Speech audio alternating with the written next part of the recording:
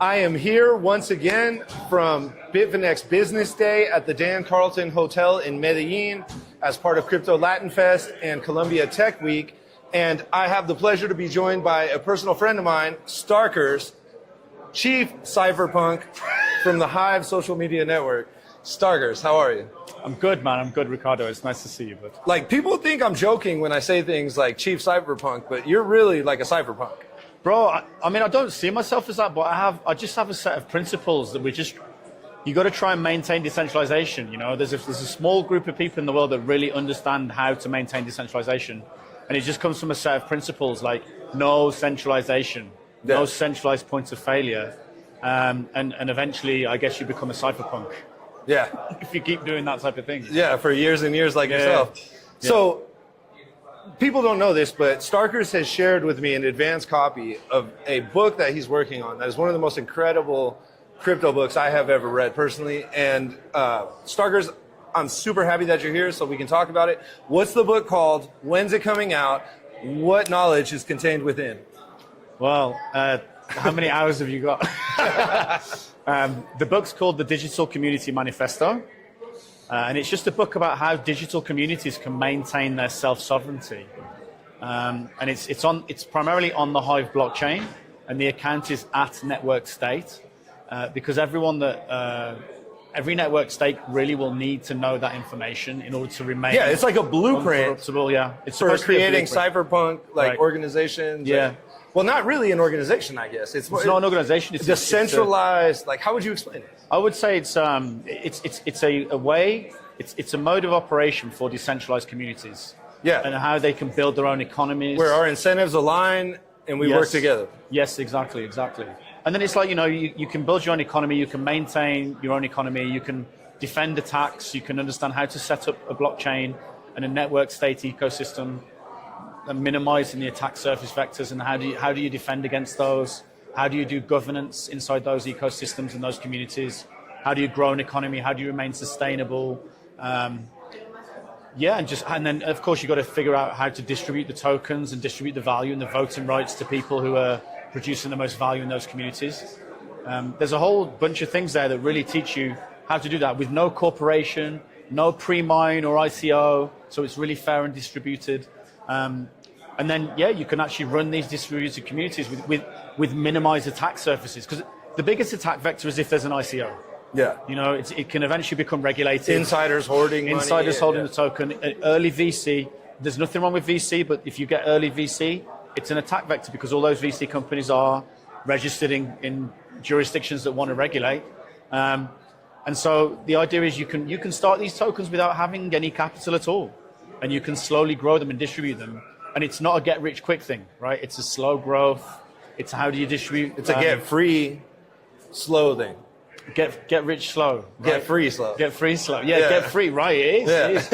If you stick to the principles in the book, you've got a very good shot of having a community that stays free and stays, well, I'd call it more self-sovereign. Yeah. And it operates in its own jurisdiction, you know, and that's what these network states are going to become.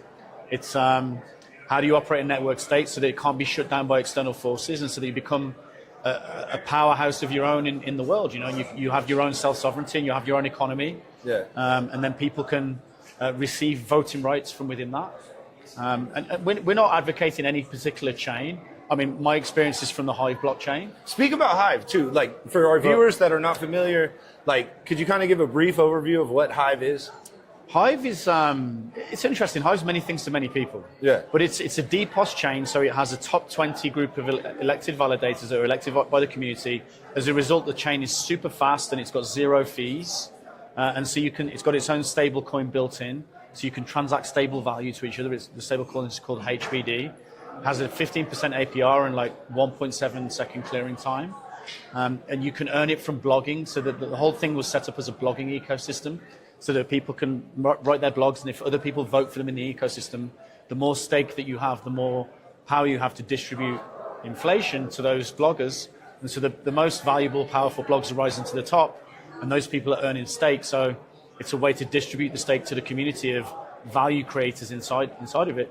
And then it has its own stable coin that you can mine from these blogs, and then you can spend into the economy. And we've built all sorts of projects on top. Like my favorite one at the moment is a project called Distriator, where Distriator is it's a way to spend HBD into listed businesses that are part of the ecosystem, completely outside the banking system. There's no centralized party behind it. Distriator is a non-profit. It doesn't make any money, but it allows people to distribute currency to businesses, receive a product, and then also they take 2 photos. Those photos go on the Hive blockchain, and then they get cash back. So it's like between 10 and 30, 40%, depending on how often you use it. If you use it more, you get more cash back. And it's just showing people that normal people can use crypto. It's just scanning a QR code, and then you take 2 photos, you get your cash back. And then their lives are cheaper because of crypto.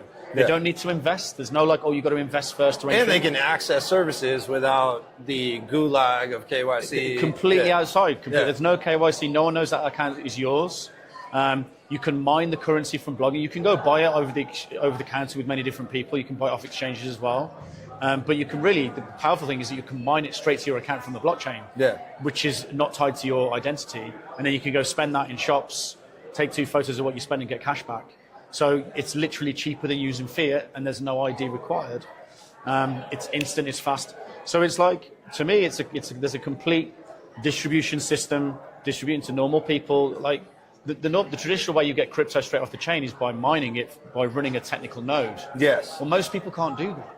But most people can mine crypto via blogs or via taking photos or via writing reviews. I think that monetization of content is very, very important too, because like we've seen, platforms like Twitter or YouTube where content creators will go there and they're allowed to monetize their content, but they get like a raw deal in the sense that the platform keeps most of the money, and then the platform also imposes terms and conditions where they could censor your content if you say something unpopular or if you say something that's politically incorrect or whatever the case may be. So like to be able to do this on a decentralized social media network like Hive, where there is absolutely no censorship, there's 110% freedom, and then you can also monetize your content. Like to me, that's revolutionary. That's something that Nostr is currently trying to do, but Hive has been doing this for what, 5 years? 9 years. 9 years. Yeah. Okay, yeah.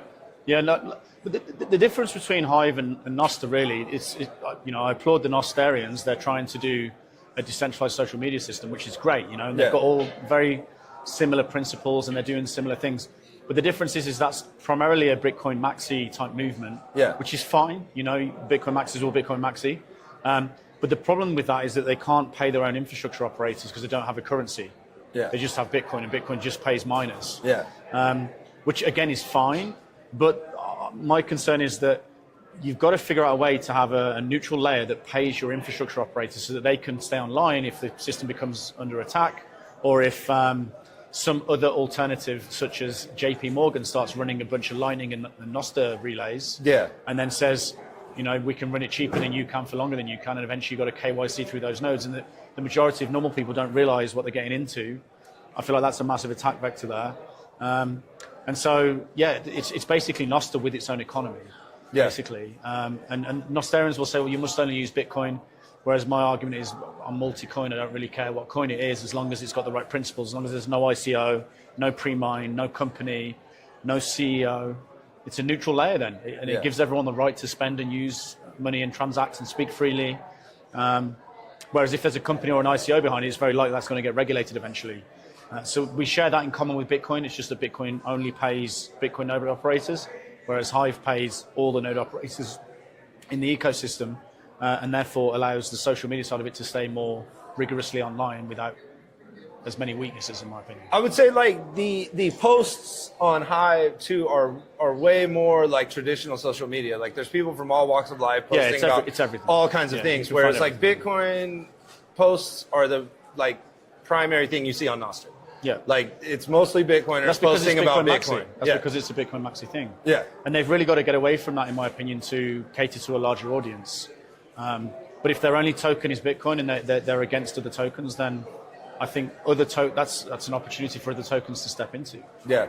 How do you view decentralized social media? Because right now we're seeing like there's Blue Sky, there's the Fediverse, there's Nostr, there's Hive, there's Bastion, there's Farcaster, there's a whole bunch of them. And it seems like Hive was the first. Sure, the pioneer. And like now we have all these latecomers that are kind of trying to replicate what you guys have been doing for a long time already. Like, do you view those as like